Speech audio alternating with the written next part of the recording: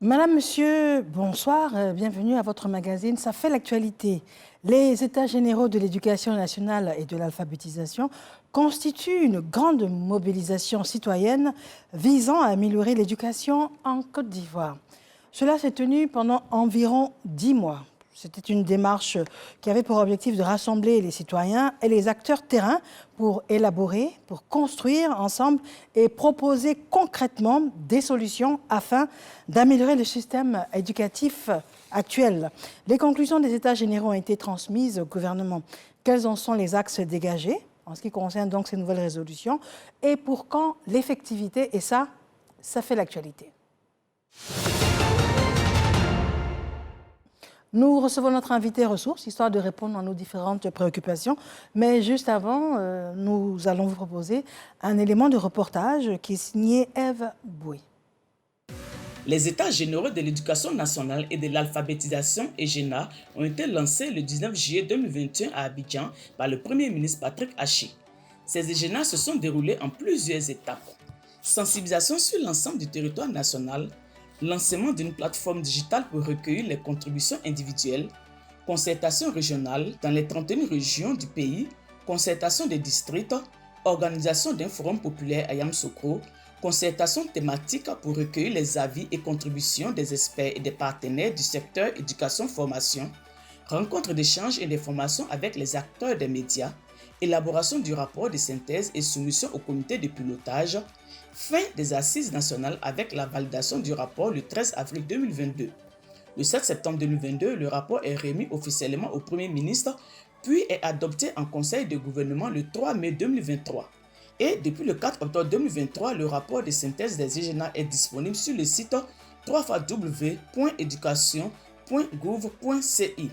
Ce sont au total 42 réformes à réaliser dans les 10 prochaines années pour un coût estimé à 866 milliards de francs CFA, dont une partie a été déjà mobilisée. De retour en studio, nous recevons M. Francis Binet. Monsieur, bonsoir. Bonsoir, madame. Merci d'avoir accepté notre invitation. C'est moi qui vous remercie. Merci. Alors, l'école ivoirienne, le bilan des États généraux. Et vous êtes commissaire général des États généraux au ministère de l'Éducation nationale et de l'alphabétisation. Oui. J'ai eu l'insigne honneur d'être désigné par madame la ministre, le professeur Mariatou, pour conduire ce processus. Il a été long, exaltant, enrichissant, mais nous pensons que à la fin de ce processus, la même humilité qui nous a caractérisés au départ vient encore pour que nous puissions ensemble aller dans un autre processus qui est celui de l'opérationnalisation. D'accord. Au nom donc de madame la ministre, je voudrais vous remercier de nous donner cette opportunité de parler en long et en large de ce processus, des étapes à venir et surtout comment les différentes parties prenantes peuvent contribuer à aller de l'avant pour que notre système éducatif soit transformé. Très bien. Alors, la première des choses, nous vous avons proposé un élément de reportage qui, selon nous, synthétise un peu les États généraux. Quels sont vos premiers commentaires? Le premier commentaire, je l'ai dit, peut-être je vais me redire, c'est à la fois le soulagement et la satisfaction. La satisfaction d'avoir pu conduire avec l'ensemble des parties prenantes un processus. Le processus en lui-même a permis d'appréhender les attentes des citoyens ivoiriens, des attentes très fortes vis-à-vis de l'éducation nationale. Il est évident qu'après tout ce parcours qui a été fait, beaucoup d'attentes peuvent être encore manifestées en termes de mise en œuvre des mesures qui ont été arrêtées à l'issue de ce processus participatif. D'accord, je vous parlais de l'élément de reportage, en fait. Oui. Non, l'élément de reportage traduit très bien le processus qui a eu lieu et toute la ferveur également qui a eu lieu. Il importe de dire que dans ce processus, il y a eu le lancement par le Premier ministre avec la participation de l'ensemble des couches et de la composante de la société ivoirienne. D'accord. Alors, les états généraux, d'un point de vue étymologique, qu'est-ce que ça veut dire, faire des états généraux? Faire des états généraux, c'est donner la possibilité aux citoyens de se prononcer sur la vie d'un secteur. Il y a des états généraux de l'éducation nationale, il y a eu en Côte d'Ivoire les états généraux de la jeunesse. C'est un moment où on s'arrête, où on réfléchit, où on fait un diagnostic, on identifie les points forts, les points faibles, parce que de toutes les façons, il y a également, quand on fait une analyse diagnostique, il y a des éléments positifs et sur lesquels on peut bâtir et en ajustant également un certain nombre d'orientations. Mais l'idée principale, c'est de repenser un système, un secteur. Et c'est cette idée-là qui a motivé les États généraux de Côte d'Ivoire qui ont été Alors, lancés. quand vous dites repenser un système, un secteur, est-ce à dire qu'il y avait beaucoup de choses à rectifier ou bien c'est normal dans le processus, à un moment donné, on s'arrête, on fait le point et on repense les nouvelles orientations? Oui, cela dépend des attentes. Cela dépend des objectifs initiaux. À savoir, je rappelle un objectif majeur, celui assigné par notre plan national de développement, qui assigne à l'éducation nationale, au système éducatif, de former, de mettre à la disposition de la Côte d'Ivoire un capital humain efficace qui soit à la disposition du développement de la Côte d'Ivoire. Oui. Vous n'êtes pas sans savoir que la Côte d'Ivoire s'est donné l'ambition d'atteindre la transformation structurelle de son économie.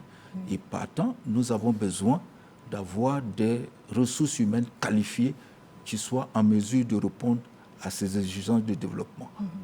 Donc, à ce moment précis, les résultats, les performances d'ensemble global du système n'étaient pas à la satisfaction de façon générale, à la fois des bénéficiaires comme des décideurs.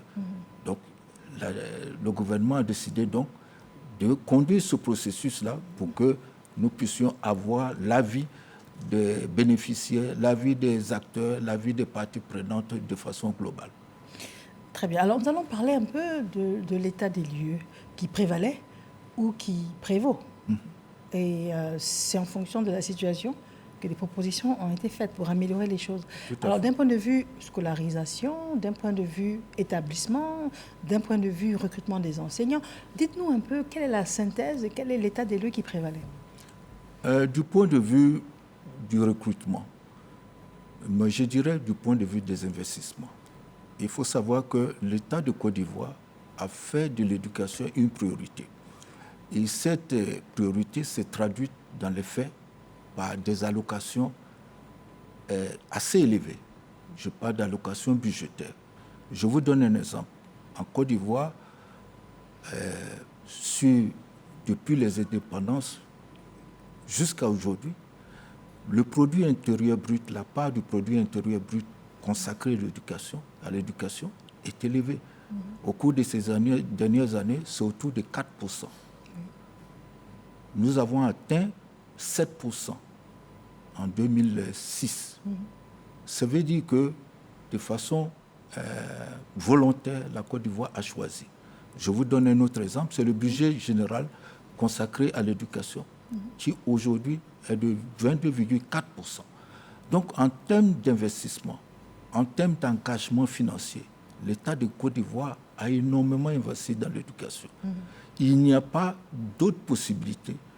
Les arbitrages en termes sectoriels sont limités pour pouvoir dire on va augmenter les ressources qui sont allouées à l'éducation. Dans ce contexte précis, nous avions été confrontés aux résultats de l'analyse PASEC. L'analyse PASEC, l'évaluation PASEC. PASEC, oui. L'évaluation PASEC réunit un certain nombre de pays, 14 pays, de la zone francophone, qui font partie de la conférence des ministres de l'Éducation nationale, la CONFEMEN, et qui évalue les compétences acquises par les enfants, en lecture, en calcul, et puis en français. Donc, à ce niveau précis, les résultats ont montré que plus de 60% des enfants au CP2 n'étaient pas en mesure, en français, d'atteindre le seuil qui était requis pour leur permettre de dire qu'ils sont performants. D'accord. En mathématiques également, au CM2, on a eu le même problème. C'est plus de 83%, près de 80% d'enfants qui n'étaient pas en mesure d'effectuer les calculs qui étaient requis pour qu'ils atteignent le seuil minimal. Donc, partant de cela, et avec l'environnement dans lequel nous étions, qui était celui du contexte d'Ebola, l'idée d'aller vers une réflexion profonde pour donner les moyens au système de renforcer sa résilience et de renforcer sa performance est née. Et je voudrais vous partager une information. Nous avons, au bout du processus, déterminé 42 leviers transformateurs. Transformateurs pour nous permettre de transformer le système. Juste avant de transformer, moi je reviens sur l'état des lieux. Oui. Est-ce que je résume bien en disant que la majorité, enfin beaucoup d'élèves n'étaient pas performants, donc il fallait déjà travailler sur ce levier-là pour améliorer la performance des élèves. L'ensemble du système. Du système. Voilà. Est-ce que l'État a investi beaucoup de moyens? Et d'un point de vue, par exemple, pour parler concrètement au grand public, d'un point de vue investissement dans les établissements, comment ça s'est ressenti? D'un point de vue recrutement des enseignants, comment ça s'est ressenti? L'État a construit massivement des écoles au niveau de l'enseignement primaire, au niveau de l'enseignement préscolaire, au niveau de l'enseignement secondaire.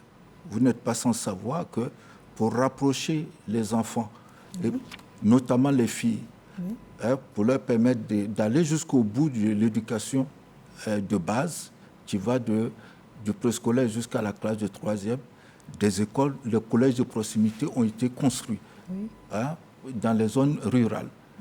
L'État recrute en moyenne 5 000 enseignants du primaire chaque année.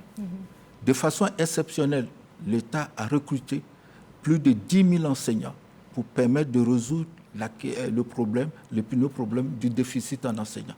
Donc, tous ces efforts-là ont permis de permettre à la scolarisation d'aller de l'avant. On a atteint, en 2006 par exemple, nous étions à 72% de taux de scolarisation. Nous avons atteint 100% en 2019-2020. Ça veut dire que des efforts ont été faits. Beaucoup d'efforts ont été faits. Alors, et malgré tous ces efforts-là, il y avait encore à repenser beaucoup de secteurs et d'agir sur beaucoup de leviers. Oui. C'est un peu comme ça qu'on peut synthétiser. On peut synthétiser ainsi. Vous résumez parfaitement la question.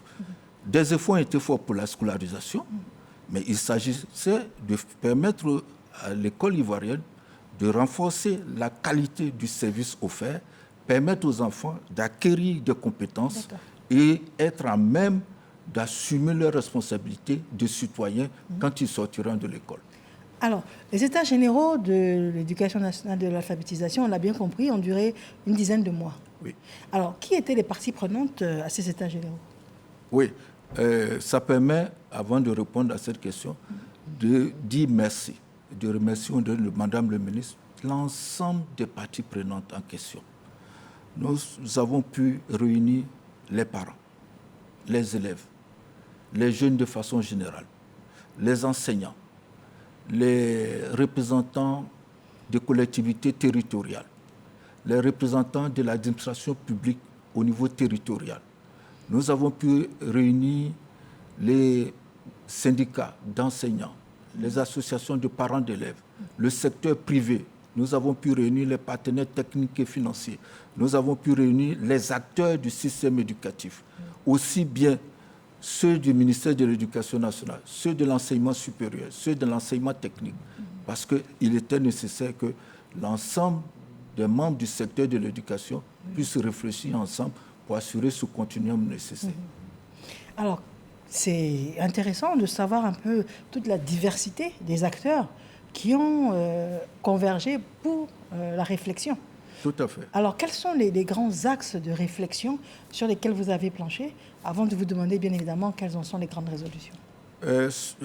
Du point de vue méthodologique, nous avons identifié 7 thématiques qui portent sur la politique éducative et le cadre légal, les questions d'équité et d'inclusion, les questions liées à l'amélioration de la qualité de l'enseignement et des apprentissages, les questions liées à l'éducation tout au long de la vie, c'est-à-dire cette société apprenante à laquelle nous aspirons, les questions liées à la pertinence du système, à l'efficacité interne, à l'efficacité externe, à la question liée à la gestion des flux, à la question liée... À la gestion des flux. Oui, des flux. Quel genre de flux? Les flux d'élèves. La gestion des flux, c'est-à-dire les passerelles entre l'enseignement général, l'enseignement technique, professionnel, etc.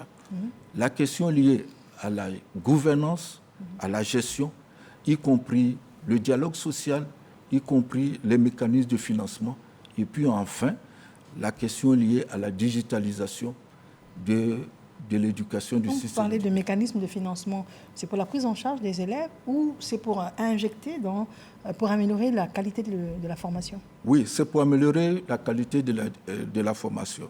Aujourd'hui, je vous disais tout à l'heure que l'État consentit énormément d'efforts. Mais dans un pays, il y a plusieurs secteurs. Aujourd'hui, au niveau des ressources dont bénéficie l'éducation nationale, nous avons atteint un niveau où il se trouve qu'à ce niveau, il faut deux voies. Renforcer l'optimisation de la gestion des ressources pour mieux gérer les ressources. Deuxièmement, approcher les partenaires pour le financement ou aller vers des financements innovants pour mobiliser, un exemple, la responsabilité sociétale des entreprises pour les mettre au service des objectifs de développement de l'éducation. Donc, c'est en cela que nous avons trouvé que dans cette thématique gestion et gouvernance, il fallait engager une réflexion profonde pour voir tous les mécanismes qu'on peut mobiliser pour accompagner l'État dans le financement de l'éducation. Je voudrais vous signaler que les ménages font énormément d'efforts, que dans cette perspective, il fallait faire en sorte qu'on trouve de nouveaux mécanismes de financement pour réduire la charge supportée par les ménages et permettre à l'État de pouvoir avoir des compagnons, des partenariats crédibles pour l'accompagner. D'accord. Dans les axes de réflexion, tout à l'heure, vous avez évoqué l'éducation à vie. Qu'est-ce que ça veut dire? L'éducation tout au long de la vie. L'éducation tout au long de la vie, ou l'apprentissage tout au long de la vie, c'est faire en sorte que quelqu'un qui rentre, qui bénéficie des apprentissages traditionnels, puisse, au-delà de cela, même s'il n'est plus à l'école, inscrit à l'école, pouvoir avoir des possibilités de formation qui pour lui permettre d'apprendre tout au long de la vie jusqu'à ce que mort s'en suive. Mort s'en suive pour ne pas... Oui, voilà. Et permettre à ceux également qui n'ont pas eu cette occasion de pouvoir bénéficier d'une alphabétisation, de pouvoir en bénéficier à travers l'éducation non formelle, l'alphabétisation. D'accord. On parle d'instruction civique et morale, on parle d'encadrement de conseils pour encadrer les enfants à la maison, on parle d'aider un parent à être autonome, à regarder son enfant. De quoi est-ce que l'on parle? Oui. Vous parlez d'une question extrêmement importante, c'est la question de la participation des parents à l'éducation de leurs enfants, à l'accompagnement nécessaire dont les enfants ont besoin, à la maison. Ça veut dire quoi? Ça veut dire simplement que le parent qui n'a pas les outils en termes d'alphabétisation puisse en bénéficier. Tout à fait. Pour qu'il puisse, au-delà de comprendre davantage qu'est-ce qu'il peut apporter à ses enfants, lui-même peut bénéficier des rudiments de l'alphabétisation pour améliorer sa productivité là où il exerce un métier quelconque. Alors, on comprend bien qu'il y a une multitude d'axes que vous avez soulevés, sur lesquels vous avez réfléchi et trouvé des grandes options. Mais là, si vous deviez nous donner le résumé Donc, pour coller au thème de notre émission aujourd'hui, École ivoirienne, bilan des États généraux. Qu'est-ce que vous souhaitez nous faire partager aujourd'hui, que l'on retienne de manière synthétique des États généraux et du bilan? Ce que nous pouvons partager comme élément de bilan, c'est que les États généraux ont permis d'identifier de nouvelles fonctions assignées à l'école. Entre autres fonctions, j'insiste sur cette question, c'est la question de l'éducation aux valeurs. Pourquoi l'éducation aux valeurs? Selon ce que nous avons entendu. L'aspiration de ceux qui ont participé à ces États généraux, Oui. c'est qu'on puisse former des citoyens qui soient compétents. Mais ce n'est pas seulement la compétence seule qui devient une exigence, mais la compétence doit être accompagnée de valeurs pour que la personne qui reçoit cette éducation développe un certain nombre de vertus, par exemple l'apathie, développe des qualités d'éthique qui permettent de gérer au mieux les ressources qu'on met à sa disposition. D'accord. Un autre axe? Il nous reste 3 minutes. Quels sont les autres axes? Les autres axes, il y a la question de la gestion. On est revenu sur la question de la gestion en disant qu'il faut faire en sorte que tous les gestionnaires de l'éducation nationale puissent avoir les capacités nécessaires aux différents échelons où ils exercent. Les capacités qui leur permettent d'exercer avec efficacité, qui piloter la performance, mobiliser les équipes et tendre vers des résultats ensemble. D'accord. On a parlé d'éducation, on a parlé de gestion. Et la qualité a été mise en avant. La qualité des apprentissages et des enseignements. Faire en sorte que ce que les enfants reçoivent puisse être de qualité. Et que les enseignements soient de qualité. Les apprentissages soient de qualité. Évidemment, cela reposera sur des contenus de qualité, des méthodes de qualité. Et faire en sorte qu'au sortir, quand il y aura des compétitions avec d'autres pays, nos enfants, nos élèves soient en mesure de tenir la trajectoire haute. Ce sont les 3 grands chantiers? Ce ne sont pas les 3 grands chantiers. Un chantier que j'ai omis de dire, vous me donnez l'occasion, c'est la réforme de la condition enseignante. Je voudrais indiquer que Son Excellence le Premier ministre avait commandité dans le cadre des États généraux une étude qui a été menée par l'UNESCO pour montrer quels sont les pays, avec les pays asiatiques, Corée, Vietnam et le Ghana également, quel est le point commun dans la performance de ces pays. Et un des éléments, c'est la question de la valorisation de l'enseignant. Et donc, les États généraux sont allés dans ce sens-là pour mettre en avant l'enseignant et proposer également des éléments pour valoriser, reconnaître et valoriser l'enseignant dans sa fonction. Alors, quand on entend ces grands chantiers, et ça va être ma dernière question, et en même temps vous demander de conclure, on se dit que beaucoup de travail a été abattu, on se dit également que les résolutions, vous avez identifié les mots, donc qui minent, histoire d'améliorer le système éducatif en Côte d'Ivoire, mais on se dit comment être rassuré que toutes ces grandes options dégagées seront effectives. Quand est-ce que tout cela va être mis en application? Et je vais vous demander de conclure avec. OK. Je voudrais rassurer tous ceux qui ont contribué, rassurer la population, rassurer tous ceux qui ont mis un espoir dans l'école à travers ce processus. Je voudrais vous dire que les États généraux, les conclusions des États généraux ont été adoptées par le gouvernement en Conseil des ministres. Avant l'adoption, les partenaires techniques et financiers ont fait des promesses, ont fait des engagements, ont pris des engagements pour accompagner le pays, la Côte d'Ivoire, dans sa volonté de transformer son système éducatif. Je vous disais, sur les 3 années, l'estimation budgétaire qui est de 866 milliards, sur les 866 milliards, il y a 43,8% de ces ressources qui ont été déjà financées par les partenaires qui croient au changement, à la transformation de nos systèmes.